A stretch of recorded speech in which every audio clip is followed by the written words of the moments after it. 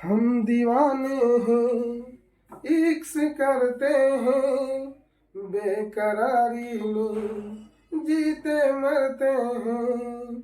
हम दीवाने हैं, इश्क करते हैं, बेकरारी में जीते मरते हैं। हम मिले गुल खिले आशियाना बना, दोस्ती का नया एक फसाना बना, दोस्ती का नया एक फसाना बना। लोग बरसों जुदा हो के जीते हैं, मगर अपना तो ये हाल है, ये हाल है, ये हाल है। एक पल एक दिन जी सकेंगे न हम, एक दूजे के बिन जी सकेंगे न हम। हेलो माय डियर स्टूडेंट्स, कैसे हैं आप लोग? उम्मीद करते हैं कि आप बहुत अच्छे होंगे और मैं आपका स्वागत करता हूं। मैं आपका बलराम सर, मेरा यूट्यूब चैनल मॉडर्न इंग्लिश लिसियम में। तो बच्चों, पिछले क्लास में हम यानी कि पिछले वीडियो में हम ये जो है सेंटेंस के बारे में पढ़े थे। सेंटेंस के कितने पार्ट्स होते हैं, पार्ट्स के बारे में हम लोग जाने थे। ये आपका सेंटेंस के दो पार्ट्स होते हैं जनरली, सब्जेक्ट और प्रीडिकेट। तो हमने ये सब्जेक्ट और प्रीडिकेट के बारे में आपको हम बताए थे। तो आइए इसके बाद हम नेक्स्ट पॉइंट में चलते हैं। तो फिलहाल यहाँ पर ये समझिए कि आखिर सेंटेंस के दो पार्ट होते हैं, तो भाई प्रीडिकेट के भी पार्ट्स होते हैं। तो आपको हम लाइव दिखाते हैं कि भाई प्रीडिकेट्स के कितने पार्ट्स होते हैं। How many parts of a predicate, predicate के कितने पार्ट्स होते हैं। तो देखिए यहाँ पे प्रीडिकेट, तो भाई प्रीडिकेट का भी 3 पार्ट्स होते हैं, 3 पार्ट्स होते हैं। देखिएगा, पहला क्या होते हैं, प्रीडिकेट के अंदर वर्ब होते हैं। दूसरा क्या होते हैं जी, ऑब्जेक्ट होते हैं। और आपका जो थर्ड जो है बाबू, क्या होते हैं, कॉम्प्लीमेंट होते हैं। अब यहां पर समझिए कि पहला पार्ट्स क्या होता है, वर्ब होता है। दूसरा क्या जी, ऑब्जेक्ट। और आपका तीसरा जो है कि कॉम्प्लीमेंट होता है। आइए हम आपको एक एग्जाम्पल के थ्रू समझाते हैं कि भाई प्रीडिकेट में 3 पार्ट्स होते हैं या नहीं होते। जैसे देखिए, एक एग्जाम्पल लिखते हैं। यदि हम बोले कि we play football in the ground. अब यहां पे बात को समझिएगा। सबसे पहले हमको क्या जानना है जी कि भाई इसमें सब्जेक्ट क्या है। तो देखिएगा कि इस मतलब इस सेंटेंस में एक्शन क्या है, यानी कि प्ले यहां पर वर्ब हो गया। और प्ले क्या हो रहा है जी, फुटबॉल। यानी कि इस फुटबॉल को प्ले करने का काम कौन करता है, वी, यानी कि हम लोग। तो ये यहां पर क्या हो गया, आपका वाक्य का सब्जेक्ट हो गया। अब देखिए, सब्जेक्ट को छोड़कर बाकी जो भी रेस्ट पार्ट्स बच जाते हैं वो सबके सब प्रीडिकेट होते हैं। तो आप यहां पर समझेंगे कि ये जो आप देख रहे हैं कि यहां से पूरा ये जो है आपका, ये सब्जेक्ट को छोड़कर बाकी जो भी शेष बच गए हैं वो सबके सब प्रीडिकेट होते हैं। ये आपका प्रीडिकेट हो गया। अब बात को समझिएगा कि भाई प्रीडिकेट के अंदर 3 चीज होते हैं कि नहीं। हमने पहला बोला वर्ब, तो देखिए यहां प्ले क्या है, वर्ब हुआ कि नहीं। अब दूसरा देखिए, खेलने का काम क्या होता है जी, यानी कि खेलने वाले एक्शन से क्या इफेक्टेड है, फुटबॉल। क्या खेलते हैं तो फुटबॉल, यानी कि इस एक्शन से फुटबॉल इफेक्टेड है, यानी कि फुटबॉल यहां वाक्य क्या हो गया, ऑब्जेक्ट हो गया। अब देखिए इन द, अब देखिए यहां पे इन द ग्राउंड क्या कर रहा है, सेंटेंस को कंप्लीमेंट मतलब कंप्लीट करने का काम कर रहा है। तो भाई ये कॉम्प्लीमेंट के रूप में है, यानी कि इस सेंटेंस को पूरक के रूप में, सेंटेंस को पूरा करने का काम कर रहा है। कौन सा शब्द, तो इन द ग्राउंड। आपका इन द ग्राउंड क्या हो गया, कॉम्प्लीमेंट हो गया। समझे बात कि नहीं, आया बात समझ में। देखिए, तो पहला क्या हो गया आपका वर्ब, दूसरा क्या ऑब्जेक्ट, तीसरा क्या हो गया कॉम्प्लीमेंट। यानी कि हम प्रीडिकेट को भी 3 भागों में बांट सकते हैं, वर्ब, ऑब्जेक्ट और कॉम्प्लीमेंट। तो अब आइए हम लोग बारी बारी से जानते हैं सबसे पहले वर्ब के बारे में। आइए इसका इंट्रोडक्शन देते हैं, आखिर वर्ब होता क्या है। देखिएगा, पहला जो है आपका वर्ब के बारे में। तो भाई आप बताइए कि वर्ब के बारे में आप क्या जानते हैं। वर्ब का मतलब ही होता है क्रिया। भाई क्रिया को हम काम भी बोलेंगे, हम कार्य भी बोलेंगे। बात समझे कि नहीं? अब समझिए कि आखिर वर्ब क्या होता है। तो वर्ब क्या है? एक एक्शन वर्ड है। क्या हम वर्ब को एक्शन वर्ड बोल सकते हैं कि नहीं? तो वर्ब क्या है भाई? एक्शन वर्ड है। क्या हम डूइंग वर्ड्स बोल सकते हैं कि नहीं? यानी कि वर्ब को हम डूइंग वर्ड्स भी बोल सकते हैं, या करके बोल सकते हैं डूइंग वर्ड्स। बात समझ में आ गया? या तो आप दूसरे तरीके से भी एक्सप्रेस कर सकते हैं कि the word which denotes action is called verb. यानी कि वैसा शब्द जो किसी ना किसी एक्शन को बताता है, यानी कि किसी ना किसी एक्शन को डिनोट करता है, उसको ही तो वर्ब कहते हैं जी। यानी कि बोल सकते हैं और करके कि द वर्ड विच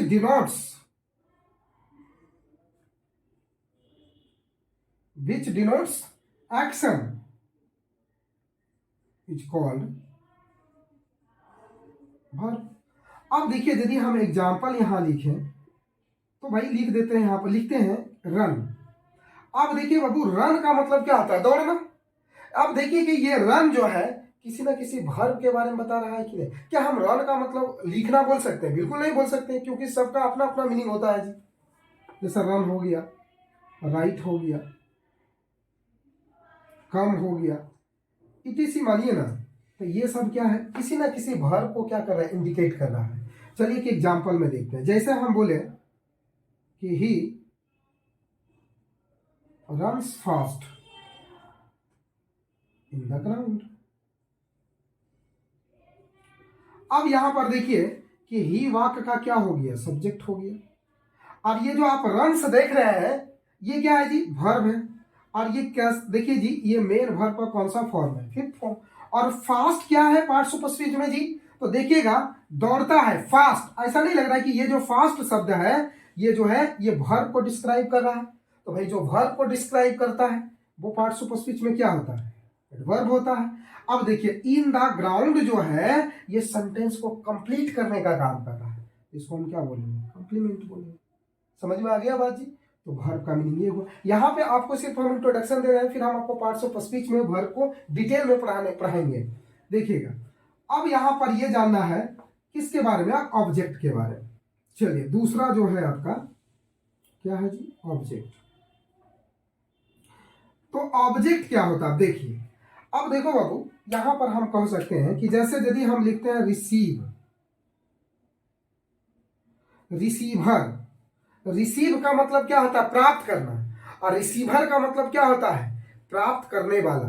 यानी कि हम यदि बोले कि रिसीवर ऑफ एन एक्शन, इसका मतलब क्या हुआ? किसी एक्शन को रिसीव करने वाला।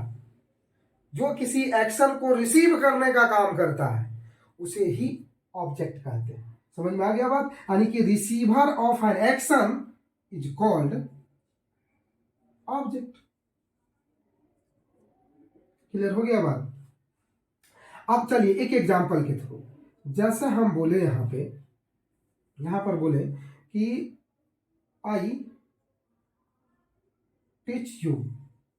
अब बात को समझिए कि यहां टीच क्या है जी? वर्ब है। पढ़ाता कौन है? आई वाक्य का क्या हो गया? सब्जेक्ट। अब कह रहे हैं कि आई टीच यू, मैं आपको पढ़ाता हूं। तो आप बताइए कि हम जो आपको पढ़ाने का काम कर रहे हैं, आप बताइए हमारे पढ़ाने वाले एक्शन को आप रिसीव कर रहे हैं कि नहीं? भैया आप रिसीव करते हैं कि नहीं? यानी कि हमारे पढ़ाने वाले एक्शन को रिसीव कौन करता है? यहाँ यू करता है। यानी कि इस एक्शन को रिसीव करने का काम कौन करता है? यू। तो यू यहाँ वाक्य का क्या हो गया? ऑब्जेक्ट हो गया। समझे बात की नहीं? समझ में आ गया कि नहीं? तो ऐसा काम कीजिए, पहले इसको नोट करिए, उसके बाद फिर हम आगे बढ़ाते हैं। थोड़ा सा नोट करिए।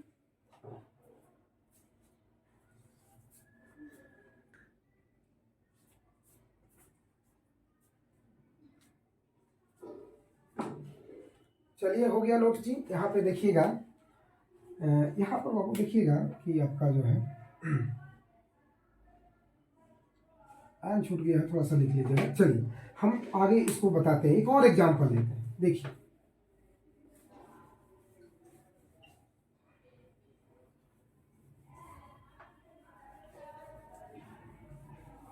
देखिएगा यहाँ पे एक और एग्जांपल लेते हैं। That boy helps the poor.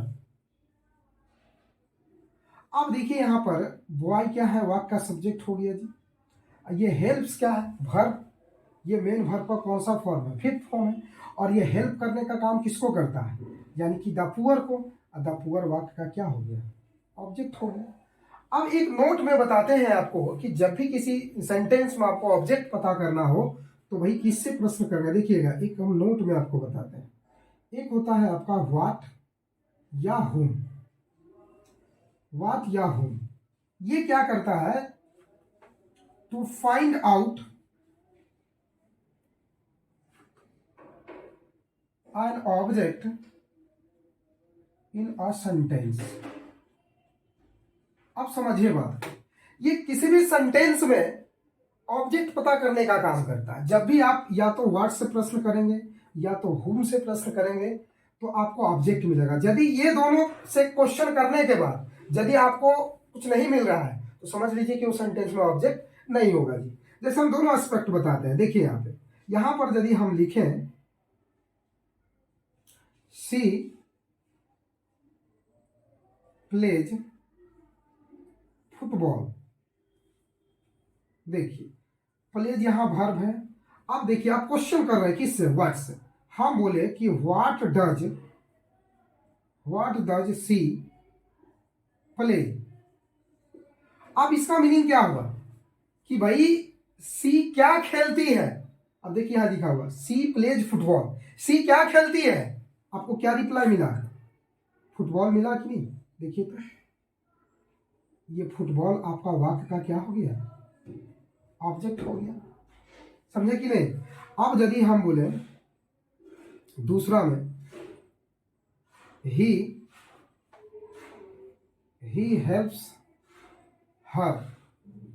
अब यहां पे हम क्वेश्चन करते हैं कि भाई व्हाट, यहां पे सॉरी देखिए यहां पे whom does he help। अब यहां पर देखिएगा कि वह किसको मदद करता है। तो भाई अब यहां देखिए यहां क्या उत्तर मिला, हर को मदद करता है। तो आपको रिप्लाई क्या मिला, हर मिल गया जी। तो हर वाक्य का क्या हो गया, आपका ऑब्जेक्ट हो गया। समझ गए बात कि नहीं। तो आप जब भी किसी सेंटेंस में व्हाट या हुम से प्रश्न करेंगे तो आपका क्या मिलेगा, ये जो है कि ऑब्जेक्ट मिलेगा। लेकिन तीसरा एग्जांपल देते हैं। आप यदि लिखा हुआ रहेगा I play in the field. अब देखिए आप क्वेश्चन कीजिए, मैं क्या मतलब क्या खेलता हूं, बताइए। अब कोई बच्चा कहेगा कि फील्ड, भाई फील्ड ऑब्जेक्ट है तो क्या फील्ड को खेलता हूं, यानी कि इस एक्शन से फील्ड इफेक्टेड हो रहा है क्या, यानी कि फील्ड में गए फील्ड को उठा उठा के बजा रहे हैं क्या, ऐसा तो नहीं है जी भाई। अब देखिए वर्ड से क्या खेलते, कुछ नहीं, कुछ दिया हुआ ही नहीं। किसे खेलते हैं भाई, फील्ड को तो नहीं है खेलते हैं जी। बात समझे कि नहीं। यानी कि यहां पर क्या समझ में आया आपको कि ना तो व्हाट से इसमें कोई रिप्लाई मिल रहा है ना ही हुम से कोई रिप्लाई मिल रहा है। तो मान लिया तब इसमें क्या हो गया, ये आपका वर्ब हो गया, ये आपका सब्जेक्ट हो गया। और जो इन द फील्ड जो आप देख रहे हैं ये ऑब्जेक्ट नहीं है, क्या है, ये कंप्लीमेंट है। क्यों, क्योंकि ये सेंटेंस को पूरा करने का काम कर रहा है। ये कंप्लीमेंट है, ये सेंटेंस का पूरक है। ये आपका क्या हो गया, कंप्लीमेंट। आया बात समझ में। तो चलिए यहाँ तक आप नोट कर लीजिए। और मैं जो है आज का वीडियो मैं यहीं तक रखूँगा। आप अच्छे से इसको से एक बार दो बार जितना बार आप देखना चाहें आप देख लें, ताकि आपको अच्छे तरीके से, बहुत अच्छे तरीके से समझ में आए। यदि कोई डाउट बच्चों रह भी जाएगा तो आप कमेंट सेक्शन में आप कमेंट अपना कर सकते हैं। तो थैंक यू सो मच।